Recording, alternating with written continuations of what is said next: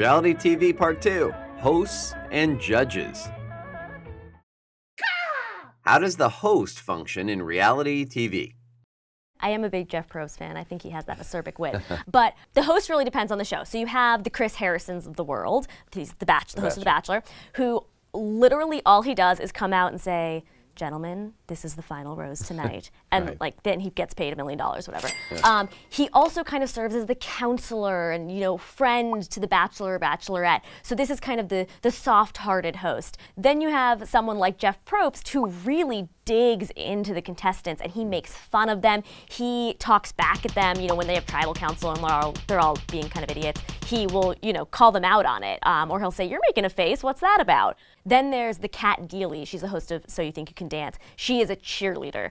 People will go out there, do their dance routines terribly, and she'll just, in her beautiful British accent, be like, oh, that was fantastic. Oh, you're so adorable. And really just cheerlead them on. So it really depends on the type of competition show it is, what the host is there to do. The host can't be divisive. The host is the one person who the audience should universally love. The host is the one person in a reality TV show that is consistent.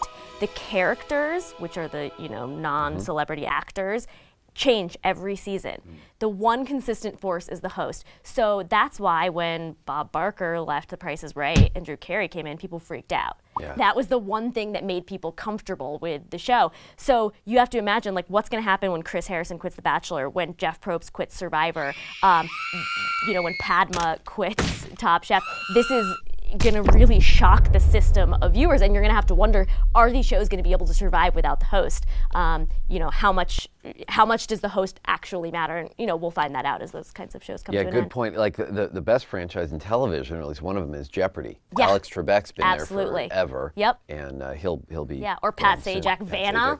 Even if Pat Sajak's around and Vanna's gone, what happens? The chemistry is very different. Exactly. Interesting. How do the judges function in reality TV?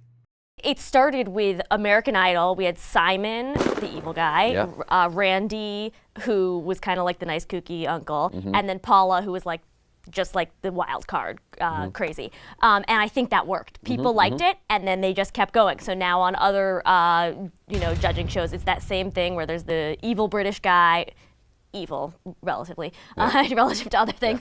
The kind of, crazy woman, on So You Think You Can Dance, that's Nigel, and then we have Mary, who's the kooky Paula character, and then there's always someone who comes in and is nice, yeah, as Randy would say, yeah, dog, that was really good, and wouldn't actually give any comments at all, but just kind of was there to be a neutralizing force. I think it worked with American Idol, and so they kept on doing it. But yeah, there are shows where there's a stronger balance between host and judging panel. There's some shows that are, mostly focused on the judging panel and very little on the host.